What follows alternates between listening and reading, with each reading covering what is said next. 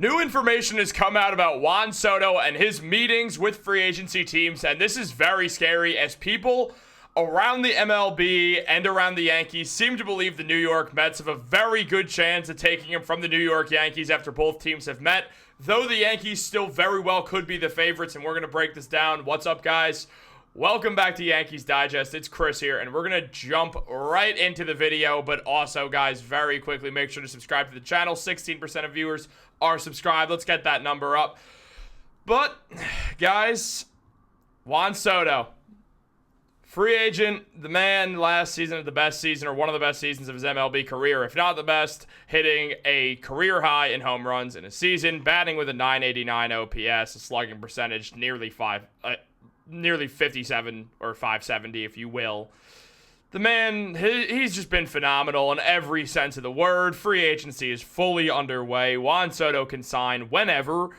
And things are getting scary, guys. All right, so here's one thing we know. We know he's probably going to the Yankees or the Mets. So we have that down. We have it narrowed down to two teams. And Juan Soto is the premier free agent. He's expected to break records with the money that he is going to get. And Juan Soto, well, he met with Steve Cohen already. So there's that. He's met with the Yankees also. He's met with both teams. He met with Steinbrenner and Brian Cashman and Aaron Boone. They were there. They talked today, Monday, November 18th. While yesterday is when Soto went and visited Steve Cohen and co. went to go visit Juan Soto in California. And look, Jon Heyman broke down what went down. And look, guys, frankly, I'm kind of terrified right now. It's why I'm talking a little bit slower than usual. As mentioned by Jon Heyman of the New York Post, Mets owner Steve Cohen led a contingent of high-ranking club officials to meet with coveted free agent superstar Juan Soto on Saturday in Orange County, California. Now, all signs suggest the meeting went extremely well, and the Mets remain viewed as one of the favorites for the services of the 26-year-old Soto, who helped the Yankees reach the World Series in his initial season in the Bronx in 2024, and is the top priority of both New York teams this winter. Word is the Mets presentation was a big production and very detailed. Now, that's pretty I'm not too surprised by this at all, if I'm being real. Obviously, Cohen's going to pull out all the stops. He thinks that's his best chance, and he's probably right. Now, Jon Heyman also mentioned that it isn't known whether official offers are being made at these meetings this week, but it is all certain that the slugger will set the record for the contract value held by Dodger superstar Shohei Ohtani. His historically deferred $700 million deal is valued somewhere between $437 and $470 million, and Soto's deal could reach $600 million or possibly even a non-deferred $700 million. The Blue Jays and the Red Sox are among other teams that sat down with Soto this week, and the Yankees were due to fly out for California for their meeting, which happened today. They came there. They talked to Soto. It's most likely the meeting is either going on or is most likely over by now. It's really one or the two. But we know something about that Yankees meeting. We know it's going to have Hal Steinbrenner. We know it's going to have the usual suspects of guys. And that the Yankees, they do have this going for them. They had Soto last year. They can get that sentimental value out of Juan Soto. Because, look, Soto was phenomenal with the Yankees. He played his best baseball. Financially, yeah, the Yankees might not be able to pay him more than the New York Mets can. In fact, they can't, and there's a world where they just choose not to. But at the same time, here's the thing. Juan Soto's name is most valuable if he plays for the New York Yankees, because the other guy in this photo, who's not Hal Steinbrenner, is 33 years old. He, yes, will probably be the most famous Yankee as long as he's still on the team, but Aaron Judge's prime has approximately 3 years left, and not all those years will probably be spent in the outfield, certainly not center field.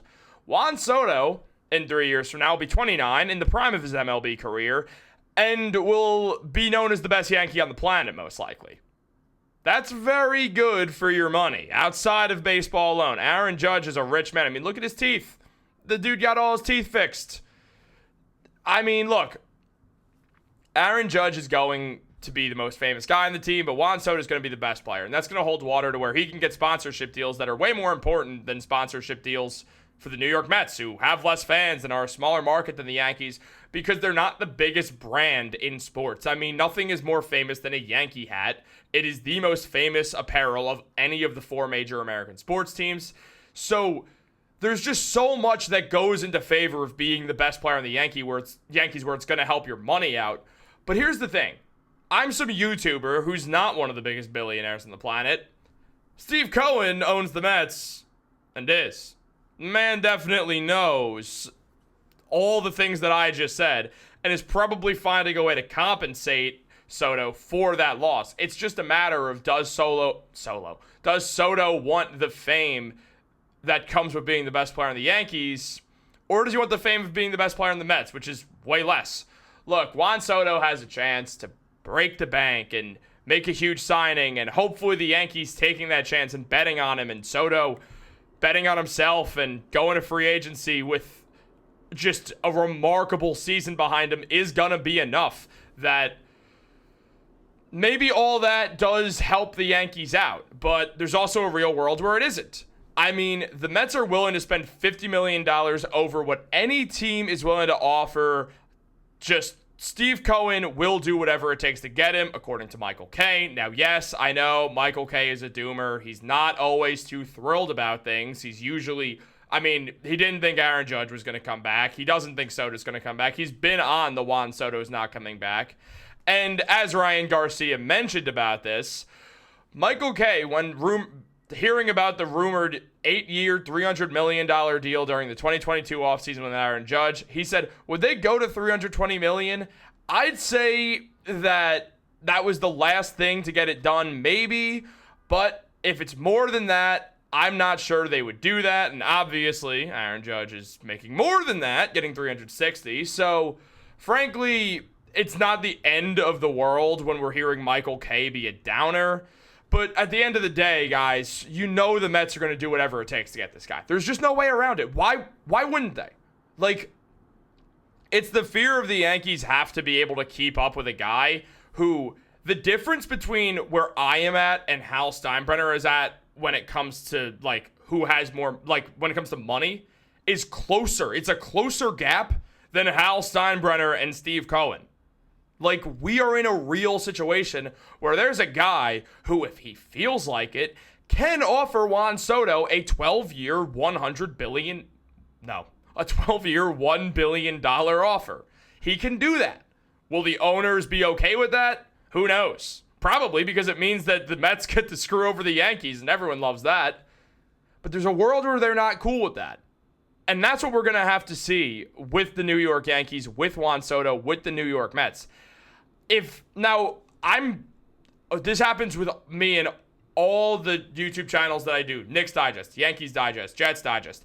I tend to be an optimist. I'm optimistically biased towards my teams. I always am when it comes to people leaving via free agency and just all that stuff when it comes to playoff series, whatever. I'm usually optimistic. I was not that optimistic about the Yankees, honestly. I frankly didn't think they'd make the World Series, but I'm happy they did, obviously, and I started to believe that they'd win after it was 3-1, so I'm optimistically biased. I do think it's somewhere around a 60-40 chance the Yankees bring him back. Juan Soto liked being a New York Yankee. The New York Yankees, they've been shown that Hal Steinbrenner is willing to pay up when he absolutely has to, and if Hal Steinbrenner does go ahead and do that, then we very likely could see, or very likely will see Juan Soto back in Yankee Stadium for the rest of his career, most likely. Honestly, that's probably what we're going to see. I'm optimistically biased and I'm saying it's 60-40, so there's a world where just we see Juan Soto sign some massive deal with the Mets. Maybe the Yankees, for some reason, actually do go to the $700 million, which would be kind of surprising.